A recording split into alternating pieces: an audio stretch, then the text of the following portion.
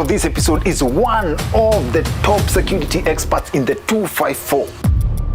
When we felt that Somalia had become a threat to the country, what did we do? Engineer Sammy Onyango is one of the people that I know who are very passionate about the security of this country. You can pick anyone as a social experiment and make a master shooter out of them. 100%.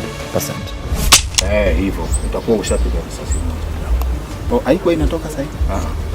Wanakuonyesha kwanza.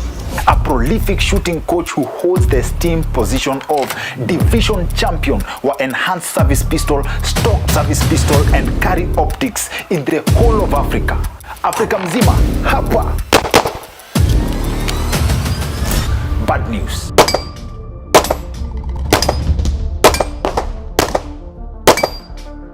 Engineer Sammy Onyango is also the East and Central Africa Safety Officer Instructor. He's also the international point of contact for the IDPA, that is the International Defensive Pistol Association. Has your gun ever saved you? I know what you're asking me, and I will try as much as possible to answer you. Na bado sijawambia, Engineer Sammy Onyango is the advanced weapons instructor of the creme de la creme of elite and special police units in Kenya. Wale makarawata waonekanangi sura. As in, a bad man when you dedicate life to make sure this country is safe without caring whether they get the credit or not. They've been trained well to know how to slither in, get in, and remove the bad guys and leave the good guys alive. Serving your country at that level, then you're a hero. Is the training measured in the sense that would you show up to work, alafu, let's say you are training a unit from AP, na umekuja na syllabus ya GSU? Is that possible? We went visiting Engineer Sammy Onyango akiwa kwa range, nikiwa full Van Damme mode, nikiwa complete mpaka na look ya ka toothpick kwa mdomo to complete the bad guy look. Hiyo toothpick ilikuwa nafanya nisikie nikiwa Rambo ni aje. And this was my first time operating, I can say operating a firearm. Iko na bullets ndani? Hebu angalia sasa target. I'll have to show you how that went down before the end of this video.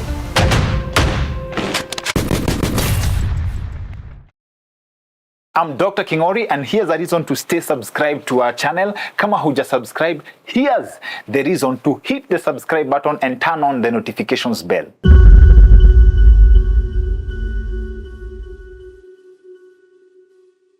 The last time we had a conversation na wewe, mulikuwa 7 master shooters in the country. And I think ulikuwa explain levels from novice or kulikuwa na unclassified.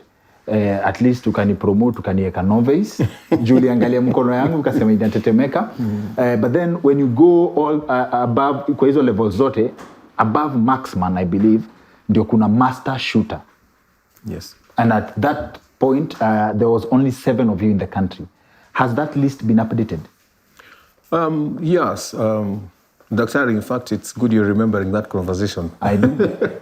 Because by now I thought maybe you'd have improved from novice to a maximum or something. But I can still see your hands are trembling. Yes, of course.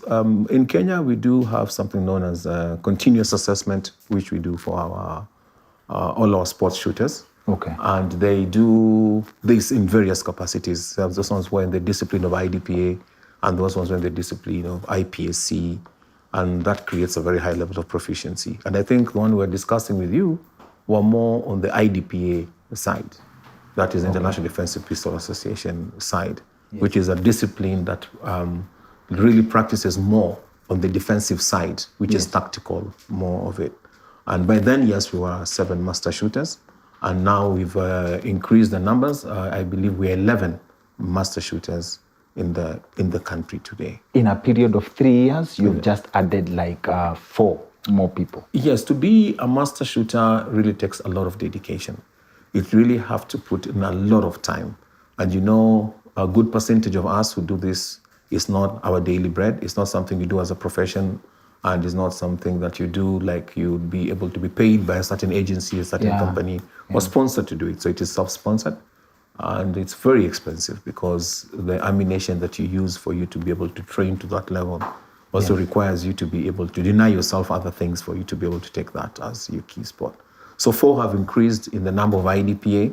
But if you come to the IPSC shooters, you'll find that people who are shooting at the level of sharpshooter or who are shooting at the level of expert are currently shooting at a very, very high level, which if they classify under the IDPA rules, they will definitely make it to master. So by today, I think we should be talking about 17 to 18 masters in Kenya. Should have doubled the number since then. So then what does it, so can someone be a sharpshooter under the IDPA, but they are not a master shooter? No, in the IDPA is where you get classified. You start from a novice, you become a marksman, you become a sharpshooter, then you become an expert. Then after you become an expert, you become a master. So a sharpshooter is not a higher classified person than an expert or than a master. Oh. Yes. And you say there's a continuous assessment. Yes. So it means wewe ukilala kidogo unakuwa mimi. It is possible for me to deteriorate. Ndio naweza nikarudi chini nikakuwa mtu ambaye ule proficiency level yangu inaweza kateremka. Yes. But kwa ile classification level, once you're a master, unabakia kwa ile classification ya master. Ni ile tu ukienda pale kwenye michezo and you go for your competitions, you'll find that you will be not performing in the master level. Okay. And you'll find that when the results come out of the competition, you will be more or less even below the sharpshooters. So it is not something that once you attain it, like a doctor's certification. A doctor is a doctor today, but you find that if they don't practice and go back for upgrading their skills to modern techniques of today, they would remain a doctor, but they'll end up not being able to do the work they're supposed to be working. So it is the same thing as shooting. It's a very perishable skill, which really requires you to keep on training. So if yes, what you're saying, but you'll not be downgraded, that you'll not be called a master. You'll still be called a master, but you'll be a master below marksman in performance, that is. Or be called a master out of fear. Now, let me ask a comparative question. I refer to movies a lot. When you look at the history, tuseme kama Americans wale wase wa revolver, like there was a style of settling disputes where you go out with someone and then mtu anasimama pale pande hii and the opponent on this other side wa kwanza kupiga mwingine risasi has won. Yes. It's called a duel, challenging someone to a duel, right? Is that comparative to what you call a master shooter? How fast you are, skill ama technique? Skill and technique combined. For you to be a master shooter, vis-a-vis what you would call how fast you can draw and get your shot to the target, is out of maybe something known as repeatable performance. If you can be able to repeat something very, very much often, it becomes a muscle memory. And in that way, if I'm only training on how to draw my firearm and take a shot at one target, and if I train that consistently, as you've seen in those Western movies, they grew up with their revolvers. And maybe that was the best thing they used to do. And the best example, they used to have the mkebes, and they used to draw and shoot, draw and shoot, draw and shoot. And imagine you doing that since the time you get from 5 years to the time you're getting to have a duel with someone. It means you've had a dispute. And that dispute could have arisen from maybe a woman, could have arisen from maybe a fight, or from something different. And now that means for several years, you've mastered that skill. Now, when you do that, of course, you're going to outshoot somebody who has mastered the field of a master, like in today's time, where he's mastering to combine the 7 fundamentals of shooting and perfecting them for him to be able to display them, not in a stationary position, but in different scenarios, something we call stages or something we call courses of fire, which would be different scenarios. A scenario like you're in your house, like the way I'm sitting with you, and then we are attacked. So we simulate that you've been attacked and the robbers have come, there are 7 of them. How fast will I neutralize these robbers? By making sure I shoot them without harming an innocent person, meaning I'm sure of my target, what I'm hitting and what is beyond it. I am equally also supposed to look at the distance that I'm shooting them from. If it is a still target, or if it's a target that I know if I shoot at, it might ricochet and the bullet come back and hurt me or somebody around me. I'm supposed to be cautious that that is less than 10 yards. So what do? I stand behind the 10-yard distance and I engage my target. I must also be able to look at something known as the trajectory of the bullet. How will the bullet fly? Will it ricochet and come back to me, or do I take an angle of 45 while I'm shooting this person? Meaning, I have to change the dynamics of my shooting, and I might be able now to engage this person from a standing position, from a kneeling position, or from a prone position. So I must combine all these things and take that same shot that guy was taking in that 2 seconds and hit my target. But me, as a master shooter, these are all factors that I combine. Then I combine the 7 fundamentals of shooting, which is the stance, the grip, the sight alignment, the sight picture, trigger manipulation, breath control, and then repeating the same thing again and again. I must combine all those things and execute that shot at the fastest time possible and get my shot at the 0 or at the alpha. They'll be scored at 100%. That is different from somebody who would stand here today and quickly draw and just hit one target. So the difference between kuangukia versus mastery is how many times you can repeat. Yes. And the repetition is actually now a muscle memory. It is not something you do consciously. It is known as an unconscious competence. You're competently doing something unconsciously. Okay. Yes. So distance between where the bullet is being sent from and its final destination is not about how fast or slow someone dies. It's mathematics, it's physics about angles and stuff. So, hey. Dying is a little bit different there because you see, the dying, you're talking about bleeding, you're talking about the impact, you're talking about ballistics. We talk about the dying.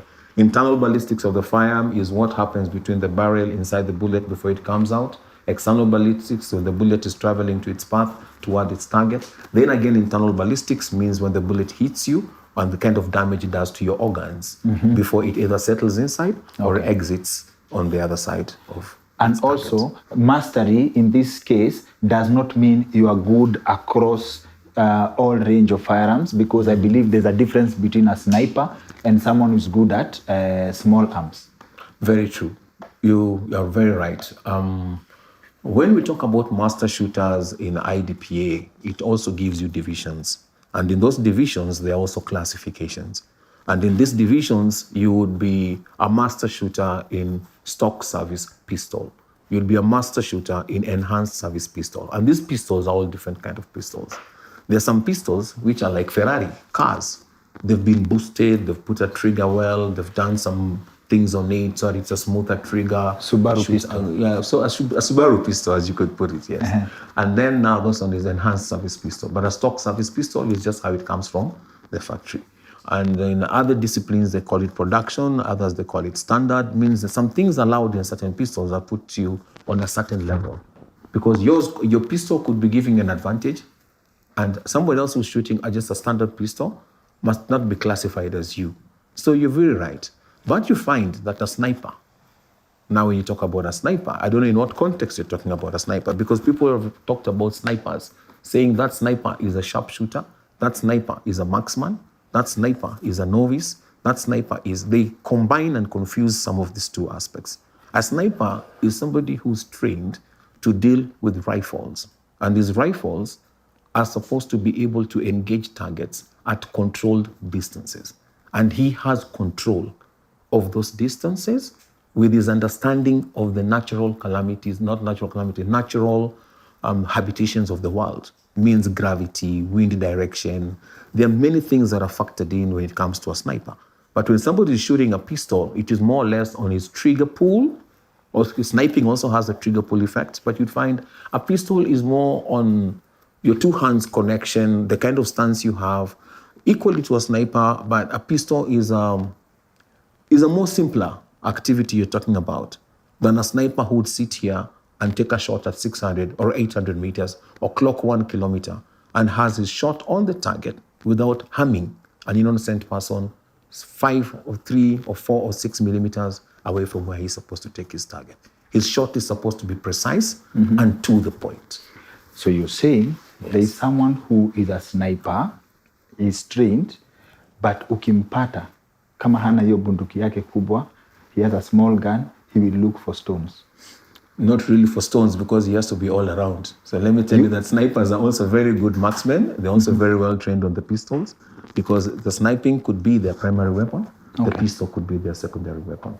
So for you to be a good sniper, you must have gone through some thorough training. You must have gone through some specialized training. And they don't ignore the fact that when you're out there doing your sniping work, you must also be able to defend yourself personally. So they're all-round trained. No one has ever claimed credit for the killing of one of the most radical religious leaders in the country at some point. But Kenyans always talk in low tones about how professional that hit was done. In this sense, a vehicle was moving. The person was in the vehicle with his family. He was nailed himself, as the target. I'm sure with your expertise in security, you may have heard of the story. Yeye peke yake ndiye alipatikana na everybody else was safe. People always talk about the level of skill in that, in achieving such a shot. Where do you place that? Huyo ni professional snipering, hiyo ni long range positioning, because I'm very interested in something you said about controlled environment. Like say for example, the wind is blowing, so when someone looks at you, uko na bahati kulikuwa kunanyesha. A lot of work is taken into understanding and learning and becoming a professional in the skills that I'm talking about. A lot of time is taken into it.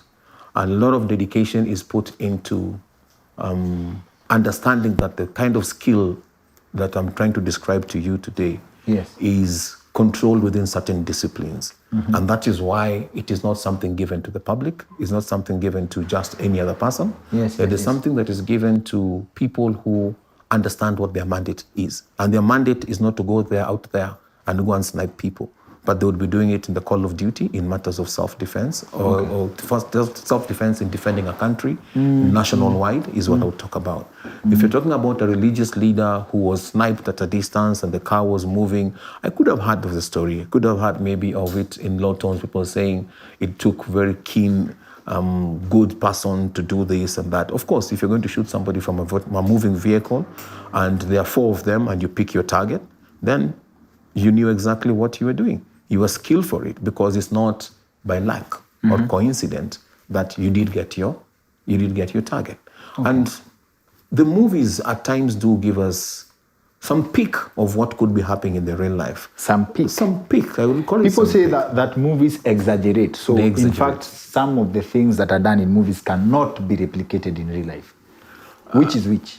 You're very right. Some of the things that I see in the movies, even me myself, I enjoy seeing them because I wish that it would be possible for someone to do some things like that, or someone to train to a level where they can be skillful to get around 8 or 9 people and take them out, and at the same time move at this speed and move at that speed. You see, it is all about entertainment. Not possible. It is very difficult to achieve. John Wick dancing, you hold someone's head, you blast him with the other person next to them. Those are movies, and that's why they're entertaining. Because in real life, that is not entertaining. That is not entertaining. Okay. Yes. In our previous conversation, you mentioned marksmanship in something I said, nikikupata lazima nikuulize tena.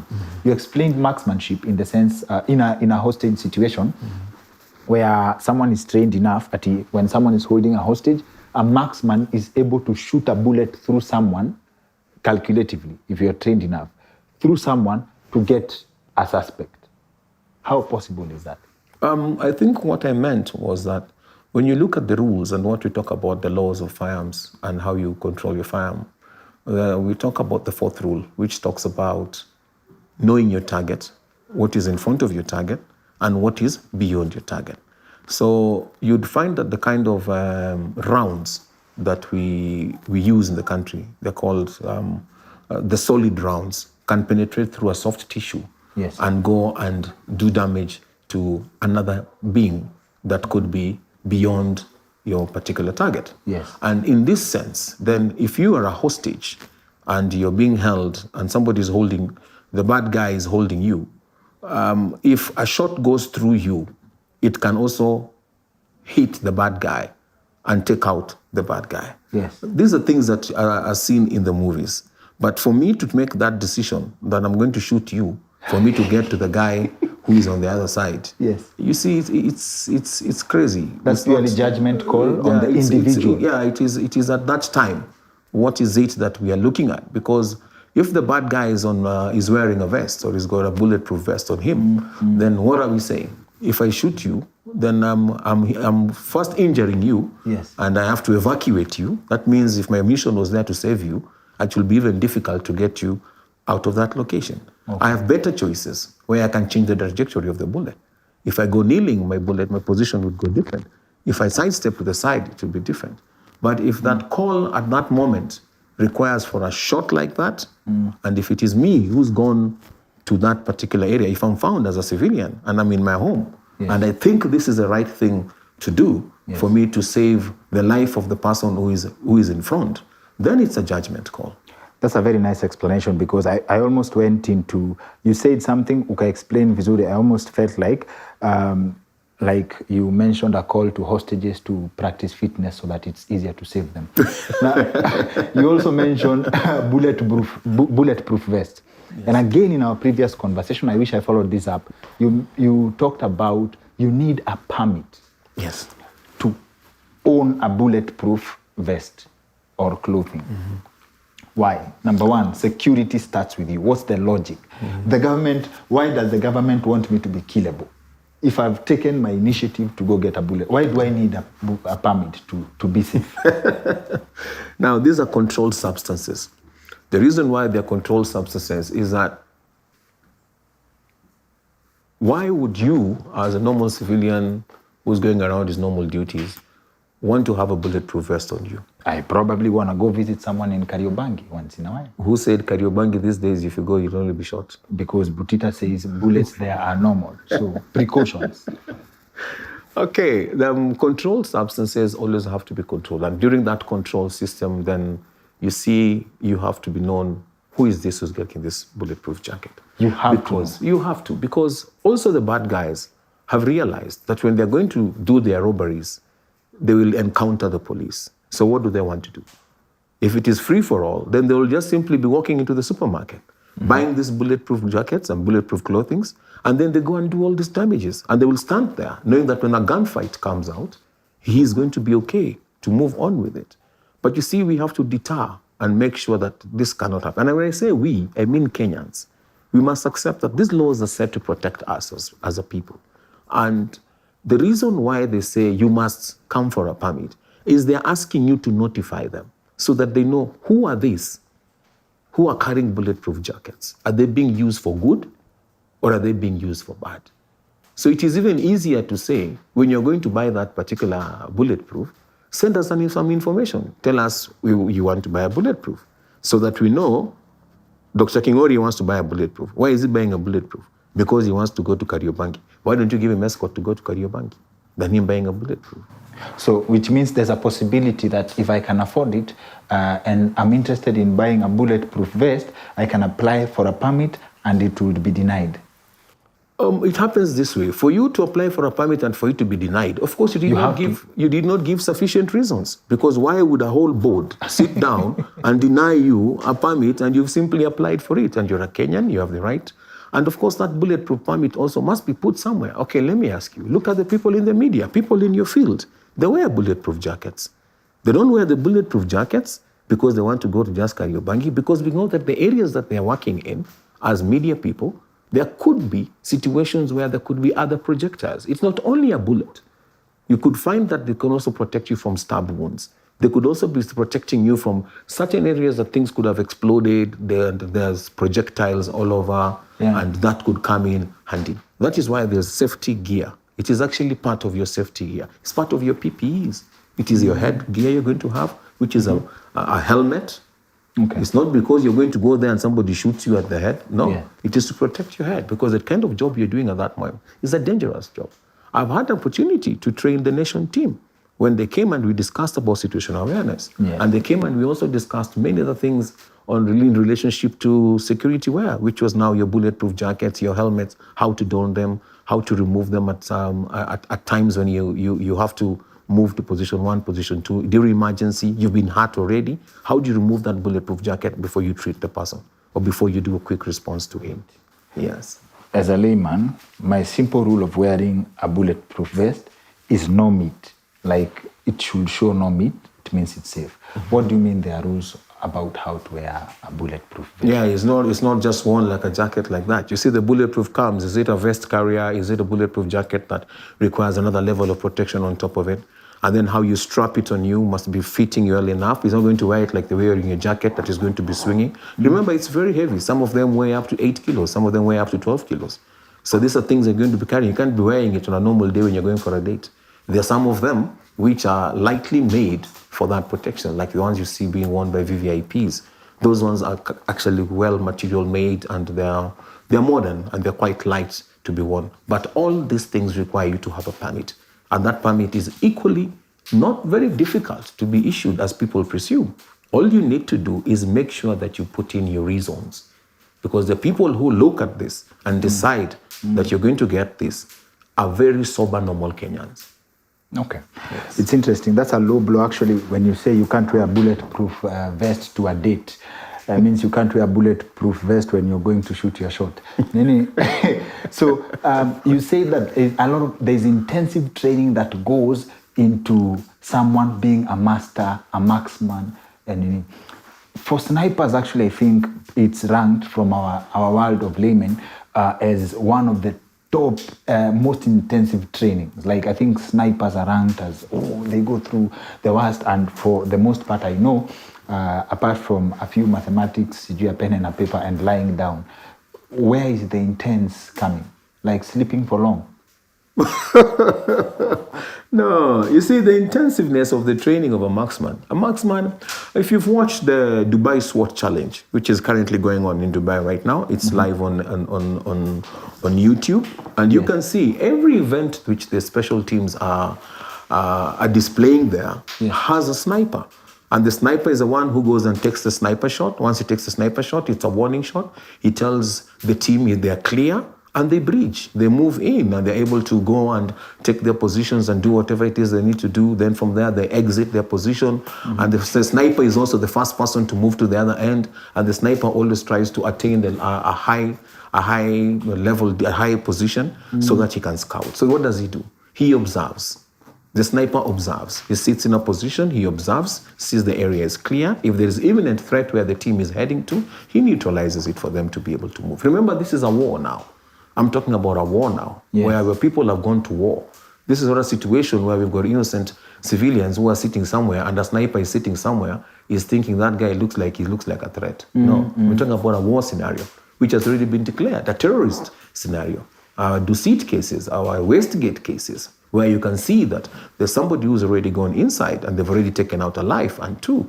So these people have to respond, and some of the decisions they make there now are the decisions that decide for us as Kenyans.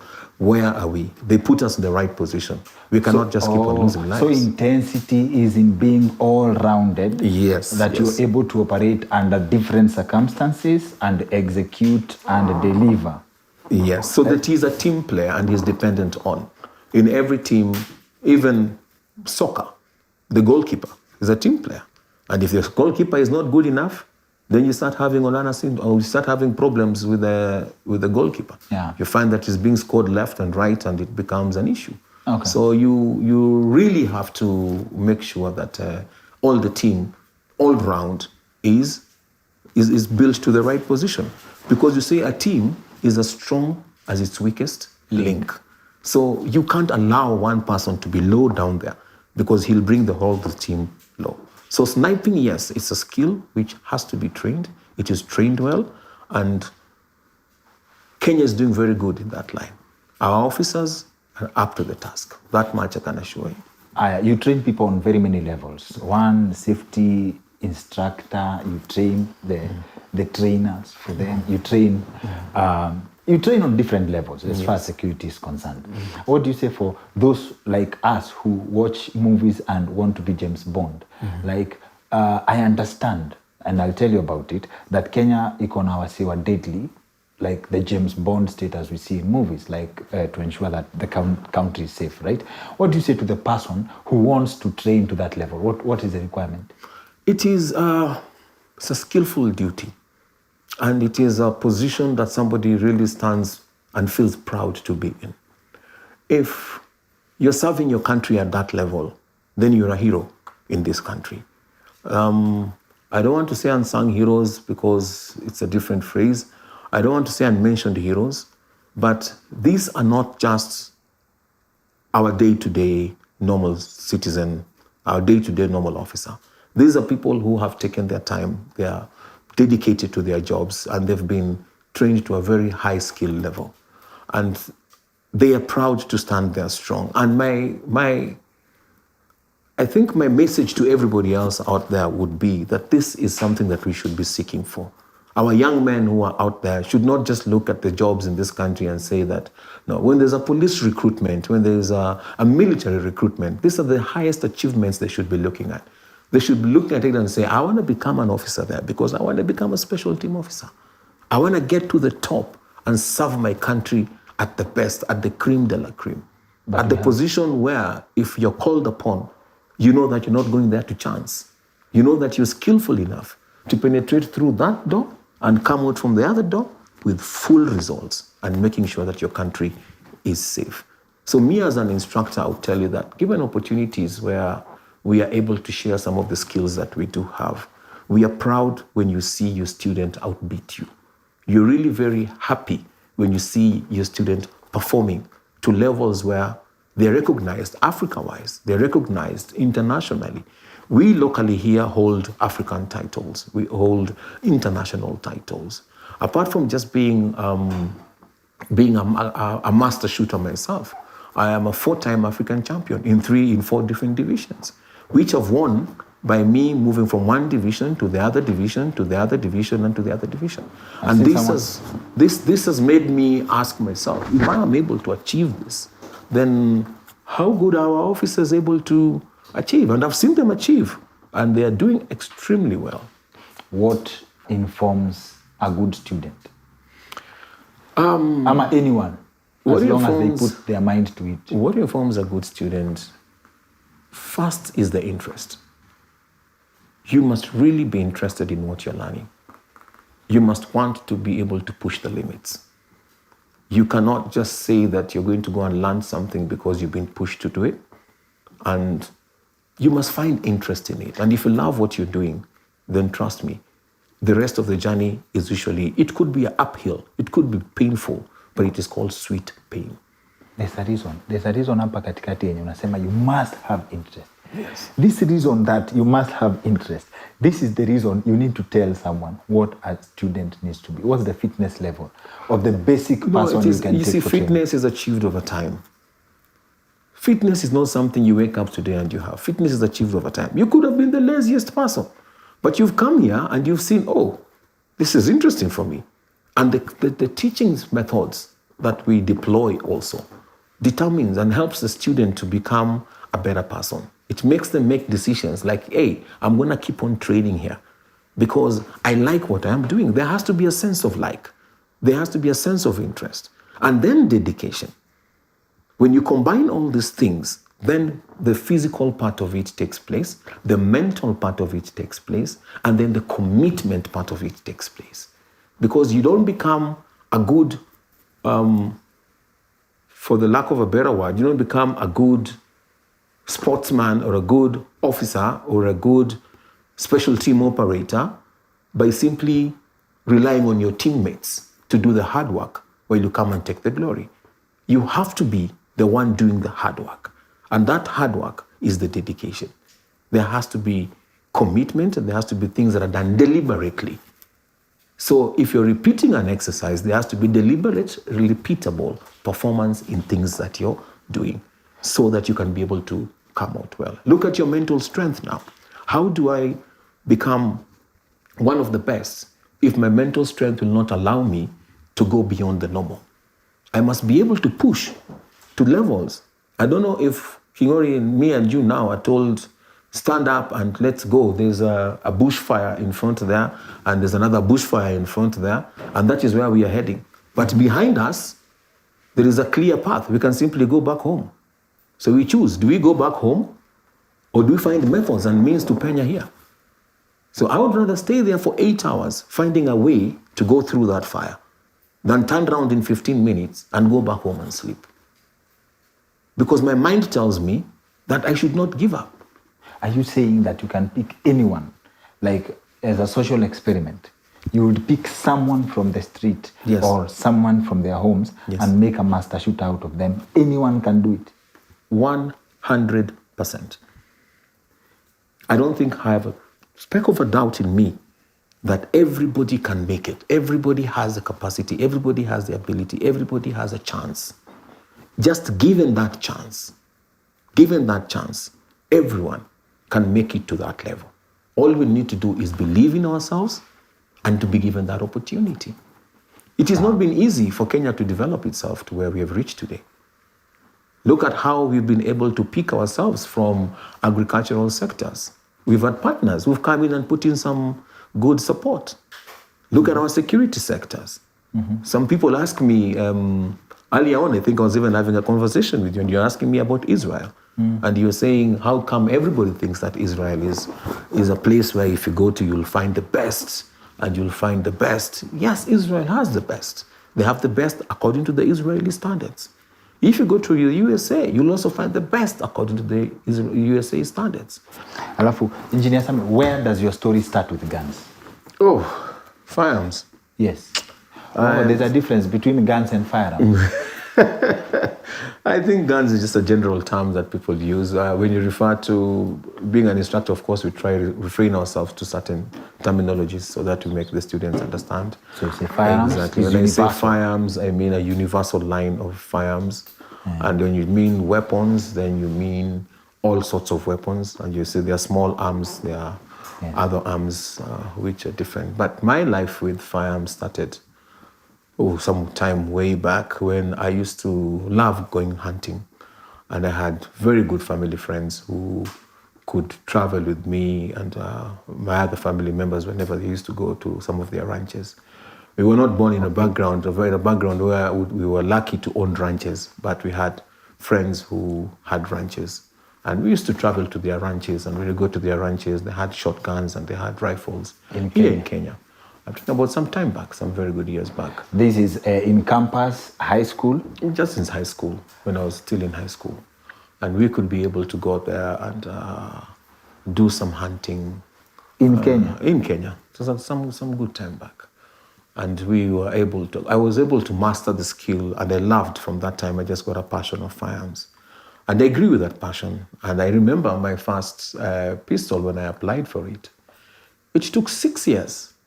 Before you got a license? Before I got a response. And the response came through one of the box offices which we had indicated back. And I got the letter, I think another 6 months once it was received from that box office. And when I saw it, I didn't understand even what it was. But I knew I was been waiting for something about the firearm license. Patiently, 6 years waiting. 6 years later is when I received my response for the firearm, and it was telling me that with that piece of paper, I should go and see my OCS, and from my OCS, I should go and take the document to the firearm licensing board. Then they were at a place in a near community there. Yes. And I was so happy. I didn't know. I was so excited. I don't think I slept that night because I couldn't wait for the next day to reach so that I would go. And when I went there, I was told to pay 2,000 shillings, which I didn't even have, so that I'm able to be given my license. Mm-hmm. And I hurriedly left that position, went to a very good friend of mine who gave me the 2,000 baht. Borrowed 2,000. I went, I paid, and I went to see my OCS. Uh-huh. He asked me about the safe. Went and looked for money again. I got a safe, installed it at the house, and he came and inspected the safe. How old are you at this time? I was quite young. After high school? Yes, of course, after high school. After high school? After high school, yes. This gun story is interesting. So, after you get the license, after you get the safe, yes, there's money to buy the gun. Yes. If you didn't have 2,000, bunduki si tatu kumi. It took me about some time, it was going around 8 months or something. To hustle for the gun? When I was not really going up and down. But I never used to pass a place known as Guns and Cameras, which was on Kenyatta Avenue there. I belonged to a friend known as Mr. Ludek. And I used to always pass by there, and he never stopped giving me lessons. Because whenever I could visit his shop, he could allow me to go inside And he knew I had a license. And he could take my license and tell me, Sammy, maybe one day when we go to Savo, where he takes care of some lions and things like this, we would be able to go and shoot together. So he could give me fundamentals of shooting. He taught me how to handle the weapon. He took me through a lot of lessons before I knew. He found one of the 92 FS's, Beretta 92 FS silver. And he told me that this firearm, the cost of it, I'll give it to you at half price. All you need to do is fight and find the money when you come with it, and I will be able to at half the cost position. And what are some of the side effects? You have your gun mara ya kwanza, like my first car, any excuse to go out, like just to feel the road. Did you have like the rushes that walking at night, just wishing you can find something you can intervene in, like opportunities to use it? They say that firearms are men's best toys. And of course, when you have it, you would also start feeling as if you would want to carry it 24/7. And I would really thank Ludek for what he did for me, because for all that period when I used to stay with him, I came to understand some of the controls and some of the things that you need to do or do not do with your firearm. But of course, there is no day I think I slept without it next to me, because I would imagine how soon would I react if somebody would come to this house. My mind then was not telling me that for all those years, nobody has ever come to this house. How come now that I have a gun, people would come? But then there was this story that once you own a firearm, then these bad guys would come for it to your house because they think they want to take it from you and it would be an easy catch. So you become extra careful, you become more alert, and then you keep it more closer, and you're more, for how do I say it? You're more careful. Vigilant. Basically, your vigilance level is high, but you're more careful on how you operate, where you go, and things you do. If you're a nightclub person, then you must cut that into 50% or less, or just cut it off totally. So owning a gun can cure alcoholism? It will cure alcoholism. If you're a sharp enough person, then that will cure alcoholism, because those two things do not mix.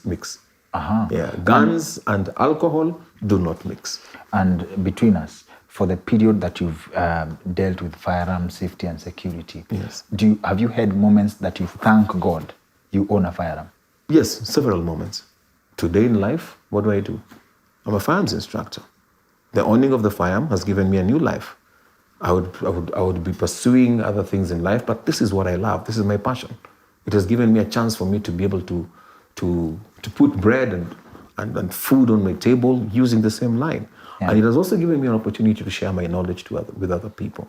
It has given me a chance to actually prove that even Kenyans, as Kenyans, we are capable and able to be officers who can provide services to our own national teams. Even our own police teams, we are able to train them, and we are able to stand strong and say that, yes, I'm proud to be associated with that team because they're doing well. In terms of when someone asks you, and I think this is a very powerful and thought-provoking thing to say, when you'd rather have a gun than not have a gun, and find yourself in a situation that you need a gun and wish that you had it. So those are the kind of situations I'm talking about. Has your gun ever saved you? I know what you're asking me, and I will try as much as possible to answer you. I'll say that every person who owns a firearm should be happy and proud that they never get to use it, unless when they're training or for sporting purposes. Because if you're using it for any other scenario, then chances of you taking a life is very, very high. It's not something that you're proud of doing unless your life is an imminent threat. There's imminent threat to your life. That is when you can get to use your firearm. And equally, if you own this particular firearm and then you develop yourself to be a safekeeper. Safekeeper are the people who have these firearms. But then they decide that because I have my firearm, I'll be keeping it in the safe. So why is it in the safe? And you leave this place, you travel long distance, you've gone to a place where you've carried a lot of money, you're going to pay people, you've left this place, you're going to a hostile scenario, a hostile area, you've left the firearm at home, and immediately when you're attacked and something very bad happens to you, and you start wishing, why did I not carry my firearm? Okay, you don't go for training with this particular firearm. You don't improve your proficiency levels. You just keep it in the safe, and you like saying, I have a firearm.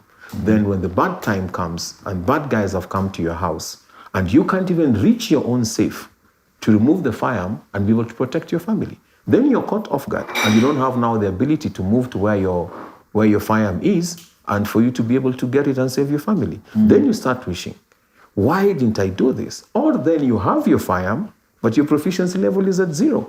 So you remove this firearm and it can't fire. It can't actually deal. And you're in that situation. So what do? You're there with it and you're sitting duck. It will be taken away from you and used on you. Napenda sana story ya the restrictions. How have the restrictions in gun owning grown? What were the things that prompted change in restrictions? Times do change. I remember, as I'm telling you, the time when I did receive my permit and my firearm license. Yes. We were not even doing psychiatric evaluation at that time. It was really not a requirement for that. As long as you can afford it. It was not as long as you can afford it. As long as you made an application, a genuine application which meets the requirements. Because remember, the act, the constitution and the act, the Firearm Act, is very direct and describes exactly what is required of you for you to apply for a firearm. Yes. So it is something inscribed in the Constitution. It is not just a by the way. Yes. It is not a decision that is made by people out of them feeling that I think today we need to make a change or we need to make this and this. And some of these things have to go through Parliament for the changes to be made.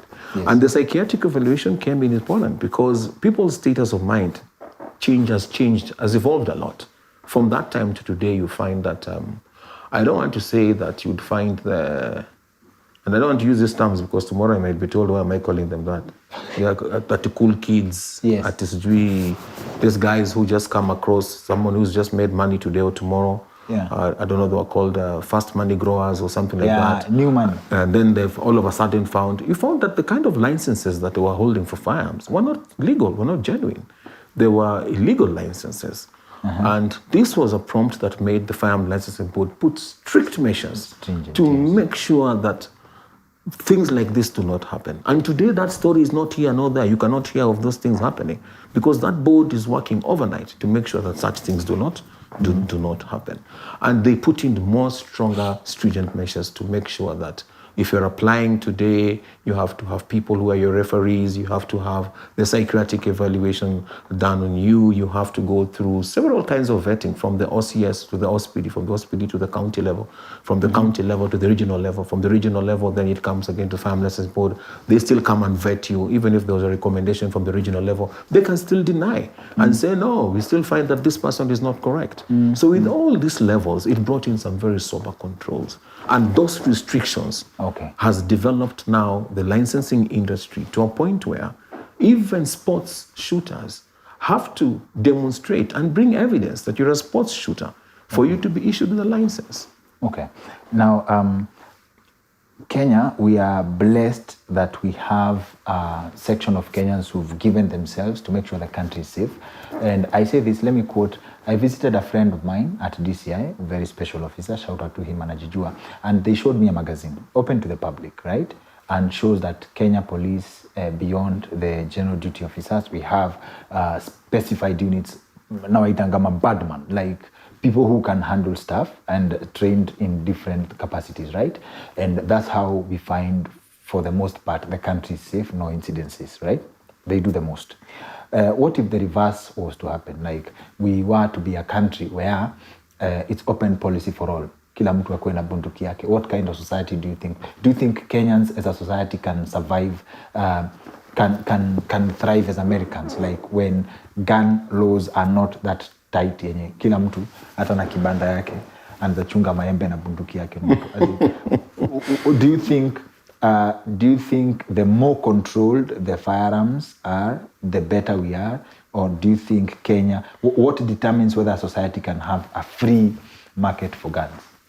That's a very difficult question. Even today in the US, they're suffering from the same. Every day you hear the NRA saying, oh, don't take away our constitutional rights, don't take away our human rights, don't take away our rights to own firearms. Yes. So it is a fight that they're fighting. It's not that it is free for all in the way it's portrayed. Yes. It is, you still have to be done for a background check for you to be licensed out there.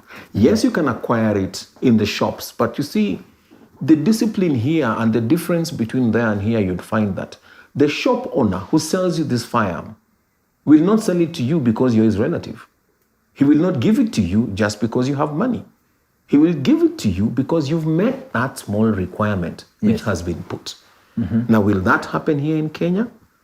That would have its own challenges, because we know that also we've bred a culture where we don't want to follow what the systems are telling us to do. We know that a system has been set and you've been told, produce your ID, produce your birth certificate, and produce your PIN for you to get A, B, C, D done. You still don't want to do that. You want to go to that particular department and find someone you know, so that akusaidie, you don't produce a PIN, which is something you can simply just go, even a photocopy of your ID. You don't want to go and take a photocopy and take it somewhere. You will still ask people, even in your WhatsApp group forums, does anybody have a connect to the Ministry of? Because you don't want to do things the way the system has been put to do. So until we develop a culture where we can respect laid down rules and the systems that have been put on the ground to make sure that we are safe and able to, I would say a clean no. But when we develop that culture as a people, then the US has got nothing special of us. We are still human beings who are able to be given firearms and to control the environments that we are in. Okay. But do we follow the simple systems which have been put? For you to buy a firearm in the US, you must produce your driver's license. Yes. And with your driver's license, you take the shop owner less than 5 minutes for him to say if you have a criminal record, if you don't have a criminal record, and if you're good to buy it. What about Kenya? How long will it take to identify that Sammy Onyango does not have a criminal record?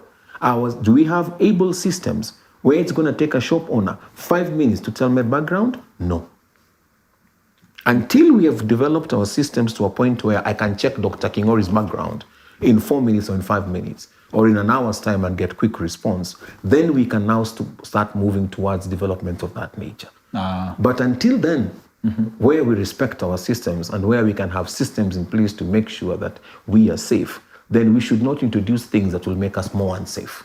Okay. Oh, introducing that will make us more unsafe. It will make us more unsafe, yes. I understand. And when it comes to security, you have to commend the structures in place that have always made sure that a mistake doesn't repeat. Like, for example, we've had peace for a long time, and it's really comforting that for, let's say, for example, the DCI magazine that I saw, the capacity of the teams to handle staff, I think the peace that people have been enjoying can be credited to that. As in capacity equal, right?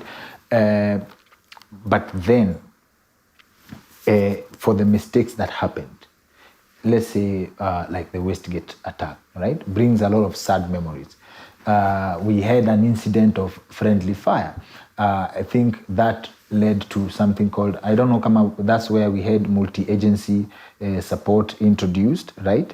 Am I correct?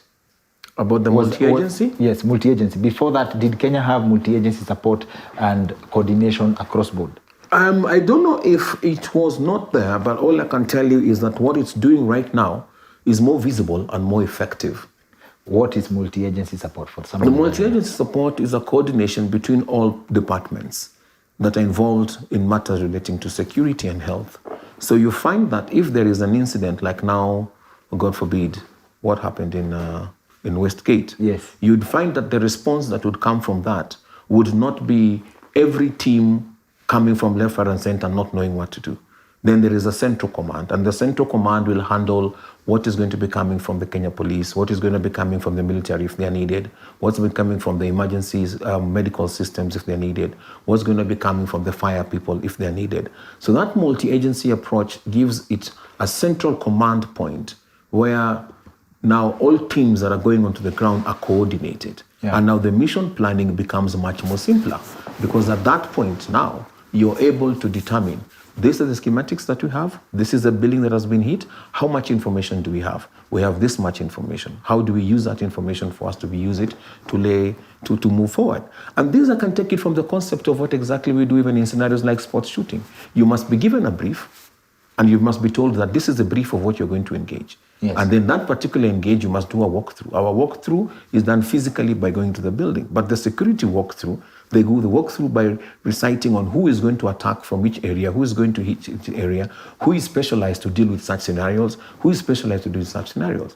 What kind of threats are we facing? Could be a chemical threat we are facing, could be a biological threat that we are facing, could be just booby traps which have been set in. So it will not take you 5 minutes. You've landed in 2 minutes and then you're rushing inside. No, you have to plan it well and then execute. And from that point, then you're able to come out with positive results. But you can go in like that and you can also have innocent people. So you have to understand that when you're going in, what exactly are you doing? When you talk about friendly fire, yes, that much I would tell you that things like that are things that should not be seen within our teams. Because the kind of trainings that are currently going on with the teams that we have in Kenya, through a lot of support that we have seen visibly coming from the partners. As you were asking me earlier on, are the Israelis very good? We have an Israeli embassy here, and you know very well that we are coordinating with the Israelis, which you've seen our presidents and some of the displays which are being done in the media today. You can see the advertisement, not the advertisement, you can see the documentaries which are on television showing how the multi-agency support works with our partners to develop our systems. The decorated, celebrated police officers, there's always like a tagline here, trained in Israel. Trained in Israel, yes. Sharpshooters, exactly. Like the anti-terrorism support program that we have from the United States Embassy today is doing a marvelous job with our border patrol teams. You find that they're consistently supporting one way or the other, So if you're in the security industry, there's some of these things that we do come across. You find them, they're also working very closely with our special teams, which are now the REC team that you so much know about. Mm-hmm. And if you see the REC team who have participated, like in 2023, Dubai SWAT team challenge, which was a special team challenge. It was all over the media. And the SOG team that you saw also participating also the other day, and they were all over the media. These teams are also being trained by the support of our partners. And what they're giving us is treasure to us, because it is helping us to be able to develop our capacities to very high levels. But I'm not saying that they are better than us. I'm only saying that when they give us these tools and then they give us this kind of support, then we are able to maximize our abilities. When something like, let's say, for example, an attack like the Westgate happens, a layman like me thinks, like when it has, like you've suspected this is an attack, right? Why don't you just call all the military officers waingie hapo mara moja tufunge hiyo kazi mapema? Does specialization really help? Yes. Specialization really helps. When you call the military to come and just storm and bomb and enter inside there, how many casualties, how many lives are you going to lose there? Because first and foremost, when a place like Westgate is hit, would you be able to give me an account of how many people were inside? You can't. You can't. So when a special team goes inside, they've been trained well to know how to slither in, get in, and remove the bad guys and leave the good guys alive. So they're not going in with bombs and what and explode the whole place. Then why would the terrorists come? You're doing for them their job. So you could have a situation where someone from one of the teams is there, but they can't intervene because, this is a kidnapping guy. Mazi, I've been trained for border patrol. Are you saying that's the case? No, definitely. You see, when you're trained for border patrol, it's not that you're not trained for... You're not trained with the skills. Situation. Yeah, you're not trained with all those skills. The skills are all-rounder. And the reason why I'm saying somebody could be in border patrol, then you see there is urban warfare and there's conventional warfare, which you must really understand that the person who could be within the border areas, he is specialized in controlling the movement of people from one side to the other side. He'll be operating not in an urban kind of a setup. But the people who are trained in the urban kind of setup like to now curb things like the Dusit not only Dusit, the Dusit and the Westgate, and they're not trained to respond once it has happened. Okay. Currently, I believe there have been threats, and you've been hearing there have been threats left, right, and center, and these teams have been responding really well, and they're doing a great job. And Kenyans should know that these are our brothers, our cousins, and our sisters who are out there, and they're doing some marvelous work in support of this country. So, as a trainer, Yes. you train different units. Is the training measured in the sense that would you show up to work, alafu, let's say you are training a unit from AP, na umekuja na syllabus ya GSU? Is that possible? Is that possible? Can you confuse the training? Is it measured for each of them? You see, training is all about the levels of the students that you're training. If you're training, say, for example, there was a time when I was tasked to train the correctional services team for them to participate in a championship in South Africa. Yes. I think that was early 2016 or late 2016. And I was given this team of, I think, 28 officers, and we had to camp with them in Naivasha, Kedong, yes, for some period of time until they get to the marksman level. Because the cutoff line was marksman. Yes, yes. And I think only 4 out of these 23 were marksmen then. The others were novice. Yes, so I was tasked to push them to a level where they would qualify as marksmen for them to represent the country in South Africa. Yes. And we had one of the ladies there who was the first black lady ever to participate in an African championship. And I'm really proud of her. Yes. She's a chief inspector today, Elizabeth Wachanga, and I always tell her, congratulations for what she did. Shout out to She her. participated very well. She passed the marksmanship level at Kedong, and the whole team traveled to South Africa. I didn't even have one person who did not make it. They all made the cut and traveled to South Africa, participated very well. One of them won the level of law enforcement. He's now retired, but he's known as Daniel Kialo. His code name is Ninja. And others, Marsha and who, they did some good work out of that. And I can tell you, out of that, I developed the understanding that we can give more to our teams.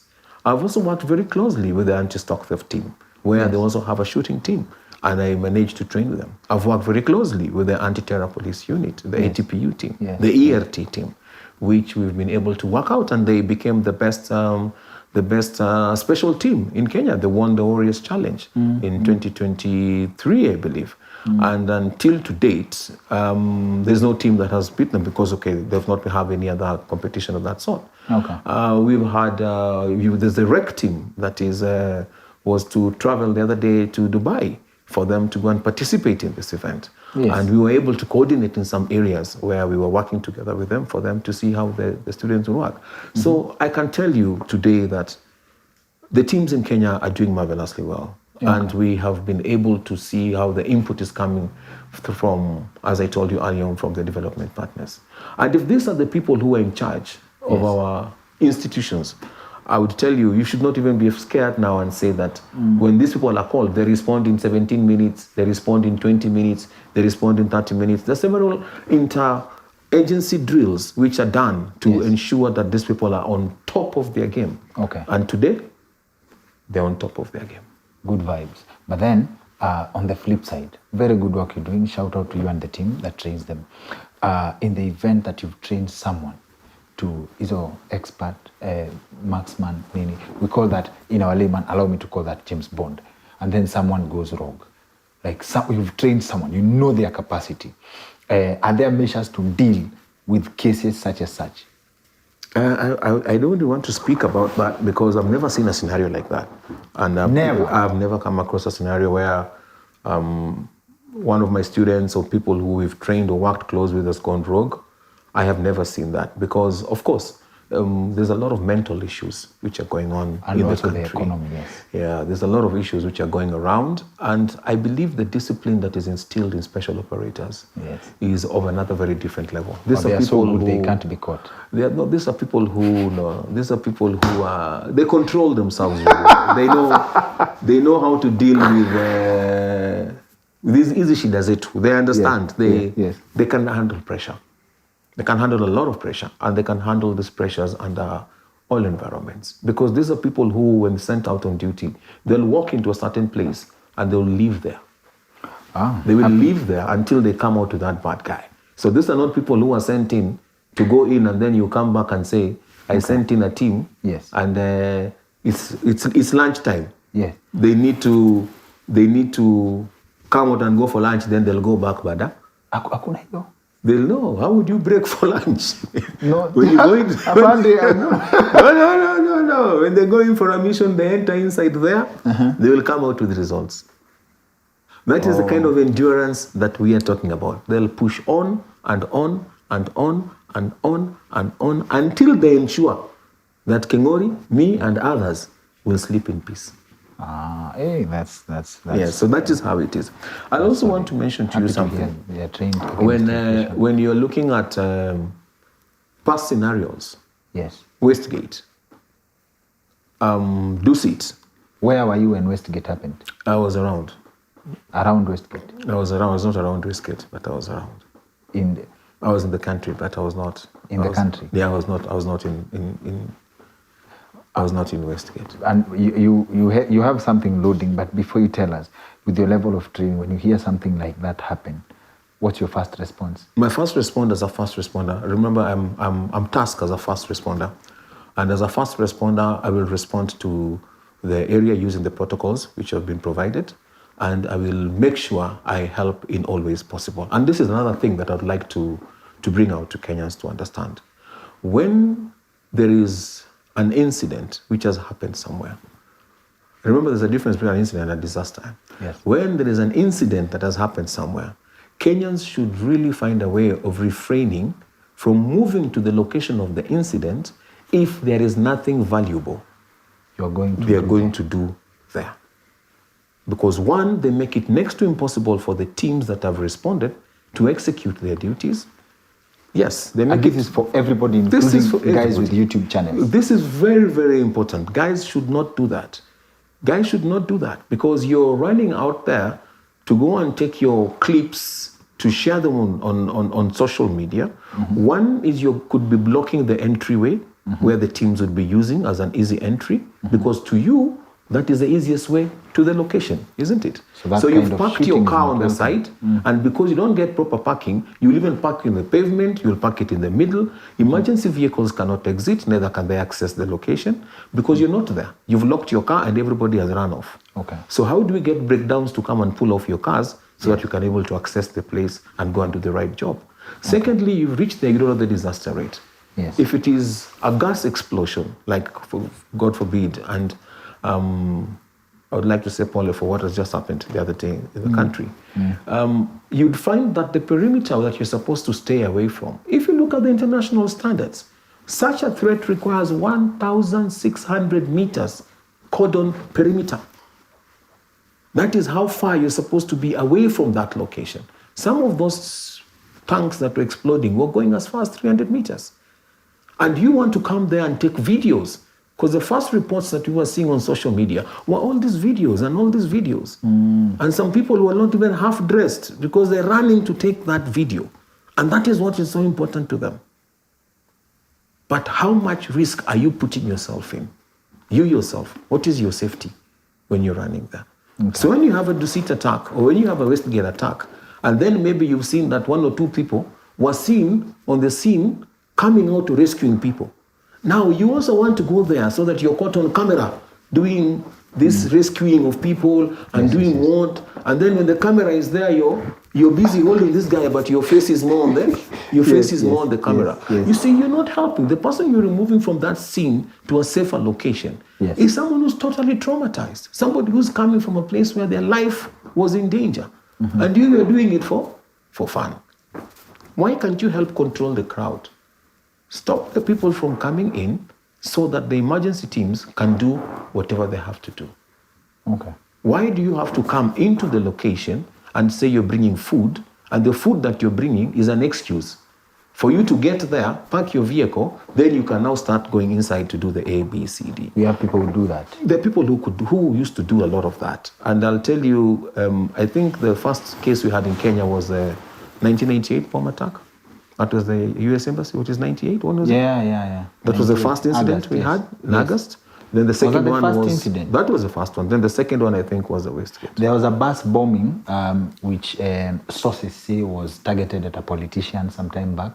but that's... I'm talking about mass, something which is more or less mass, and it was yes. in a public place, and which really affected a good number of people. Yes. I was present during that period, and I stayed on the site, I think, for 4 or 5 days when we were helping people with... 4 or 5 days? 4 to 5 days. I remember then the PC was Kaguthi, I think it was called Kaguthi, and he was there, and he came along, and we really worked very close. You're still in security?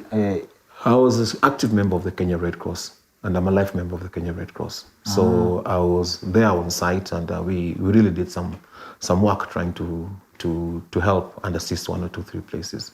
And I will tell you that culture has changed a lot.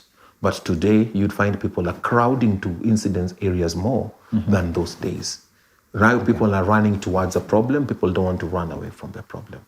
And I would like that, please, to come out very clearly. People should stop doing that because they inhibit a lot of teams. Like when the special teams come or when the multi-agencies send in the special teams, these people know why they are coming in. And immediately you start going on YouTube and you're showing this special team is moving in, and the bad guys are on YouTube and they're seeing all movements. Then they're seeing, oh, left wing, there's a team approaching. Right wing, there's a team approaching. Center, there's a team approaching. But you're cool on your YouTube. You're getting likes and you're getting what and you're getting what. The 300 people inside the building, you're still endangering their lives. You're endangering their lives. So I don't want to say YouTubing is wrong, but choose your priorities. Okay, and in your experience in security, what do you think is the difference between revenge and justice? Revenge and justice? Yes, before we talk about the cycle of violence. You hit us, we hit you. What's the difference between revenge and justice? I think revenge is selfish, malicious, and it's totally uncalled for. Okay. Justice is relevant because it is a rule of law. Okay. Yeah. So the cycle of violence, I believe this is something you've interacted with. A friend of mine from high school I respect, Sana, I think he's one of the people who fights for country. He told me the cycle of violence never stops. You hit us, we hit you. What do you think of that concept? Do you think it's possible to exist in peace without violence? So when you say you hit us, we hit you, who are we hitting? Let's say, for example, in the context of counterterrorism, a country gets attacked, it attacks back. It attacks back.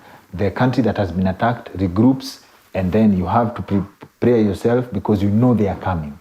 There is no place where... in the context of Kenya, which I would like to speak about, because what I see happening in the US and what I see happening in these other countries, in Israel, and what is happening with the Hamas and with who else, to me, I wouldn't want to get myself involved in it because most of the information that we are getting, and me I'm getting, is from the social media. Yes. And I don't want to believe everything that I get from the social media. So I don't want to speak on it as if I would know what to say about it. But I want to bring you back to what is currently happening in Kenya. Why is Kenya in Somalia? Because when we felt that Somalia had become a threat to the country, what did we do? We did not go to attack Somali. We looked for a way and a reason to bring stability within Somalia so that we don't get attacks from that country. You understand? When we find that there's an issue coming from that side, what did we do? We closed our borders because we know that there is a problem coming from that side. So on the concept of the cycle of saying that you attack us, we attack you, I don't see Kenya going in that direction.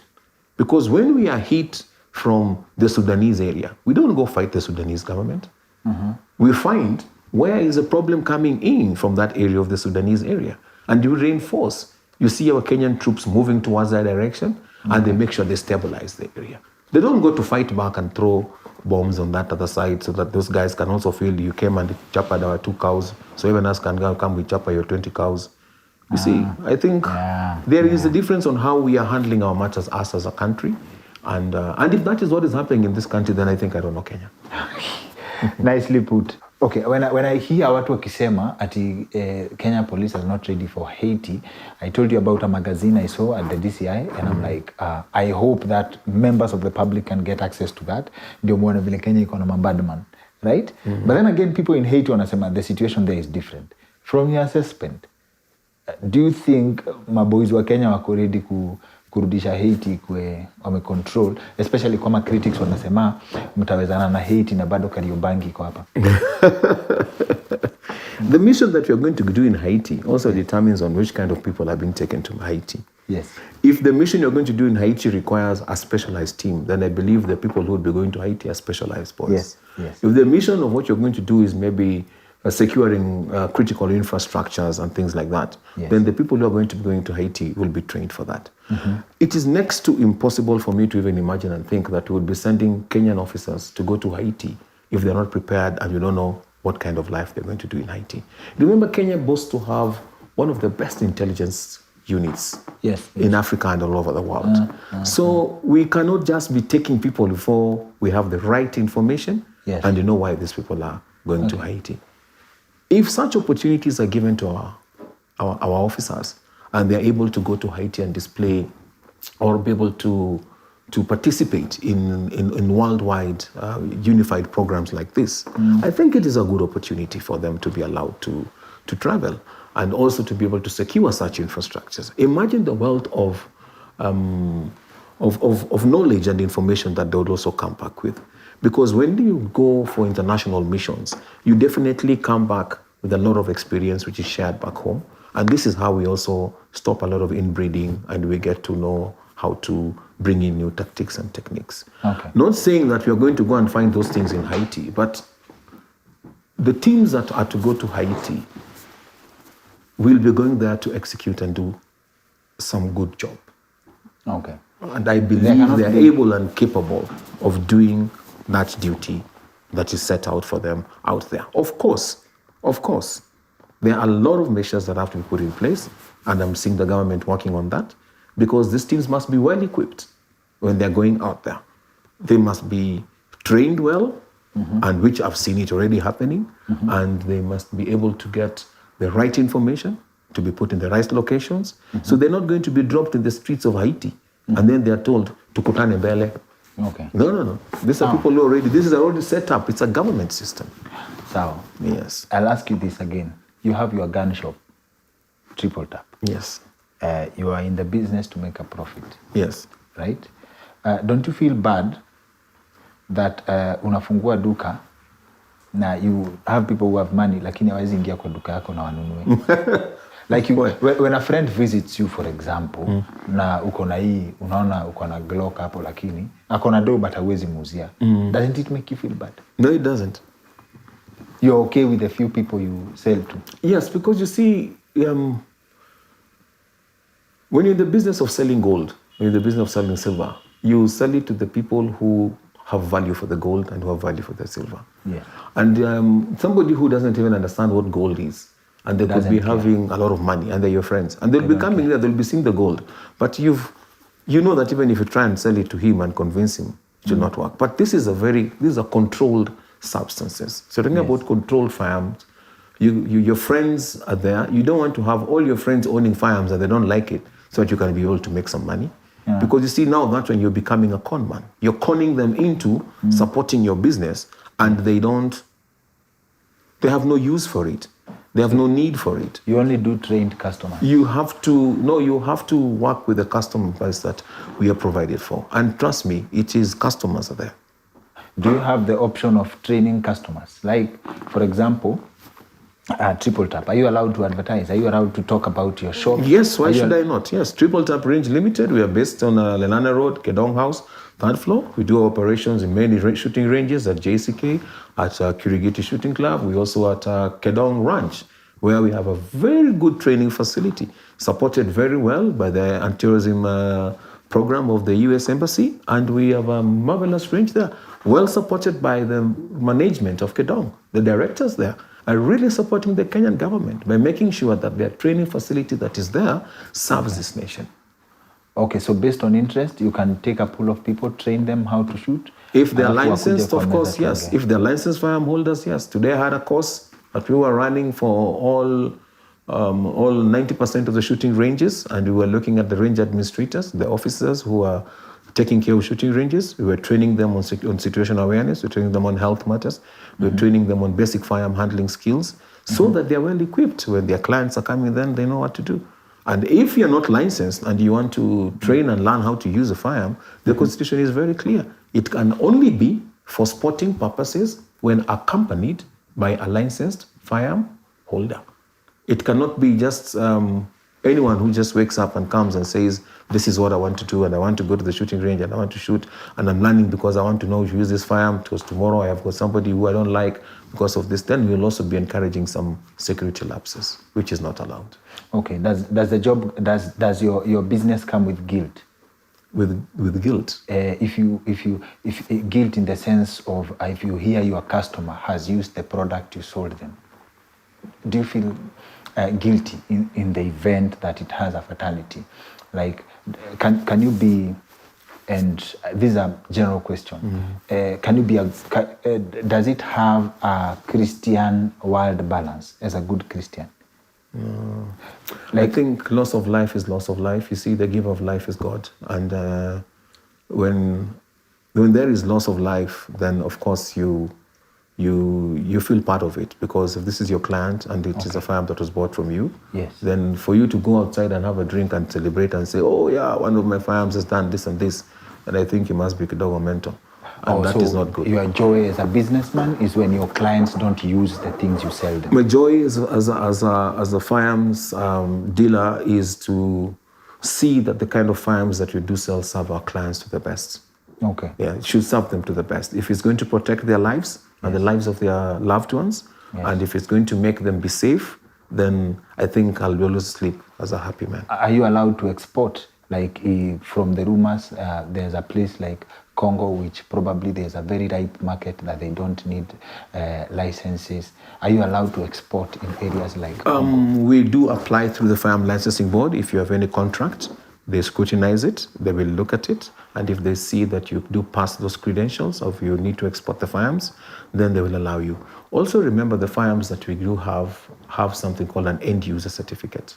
It's an EUC, which you get if I'm importing firearms, say Glocks from Austria. Yes. Then there's an EUC, which means that I cannot re-export it. Okay. It can only be used in Kenya, so they can have traceability on it. Okay. If it is firearms which have been produced in Kenya, yes, because there's an industry that produces firearms in Kenya. I was about if to ask that. If that industry produces firearms, and if I find that I can be allowed to export them through that particular industry, I will follow the laid down protocols and make sure that I get the right permits, and will definitely export. So I can get an import, export, license and permit from the Firearm Licensing Board, and I must meet all the regulations that have been laid down. Why would someone come to buy a gun from you when they can go to the government factory in Ruiru? Oh, it depends if the firearm that is in Ruiru is what they're looking for. This is a reverse question of, did the government's decision to open a gun factory in Ruiru affect your business in terms of competition? No, not in any way. Because the market that they're targeting and the market that we are targeting are two different markets. Okay. Yes. So as a gun shop owner, right? You have imported 1,000 guns.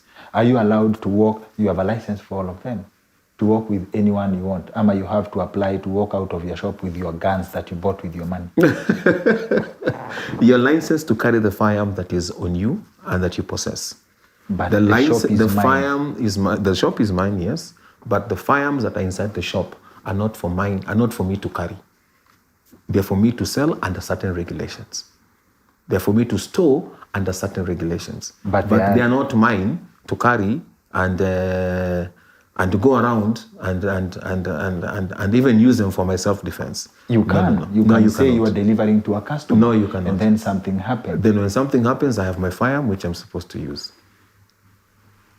The other ones will be locked in a storage container, and they will move from position A to position B under the current security protocols, because they must be escorted by the police when I'm moving them from one location to another location. You must be escorted by police for moving your stock. Yes, because my stock is not regular stock. It is firearms and it is ammunition. But as a master shooter, you only need your driver and you sit with your stock. Who would have the courage to come and attack you? Yes. You say that even the best will be taken down by one small blunder. Okay. Even the best. Okay. So you cannot be the one who consumes your own stuff. Okay. That will not work. They say you don't get high on your own shit. Okay. Before we let you go, is there an acceptable level of crime? Say, for example, I know I have seen a glimpse of what the Kenya security system is capable of. I'm like, as in, from where I sit, you can correct me. From where I sit, like there is units that DCI would send to certain areas, so-called hotspots. Crime would melt 100%. Are the units trained for just in case something very bad happened? Is when we will send them. They will respond. Like, are the crime levels in the country acceptable, or could they be reduced to zero?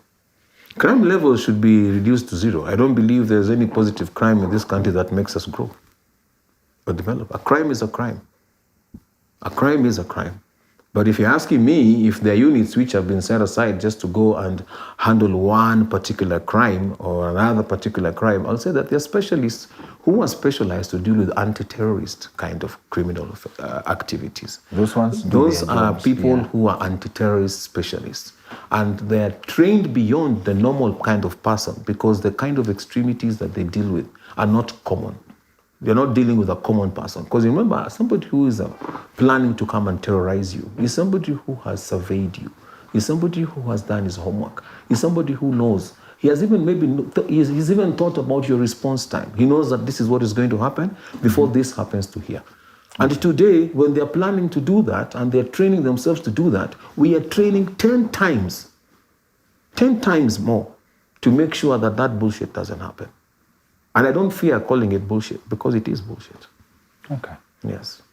Aya, asante sana for making time for us. Asante sana for the good vibes.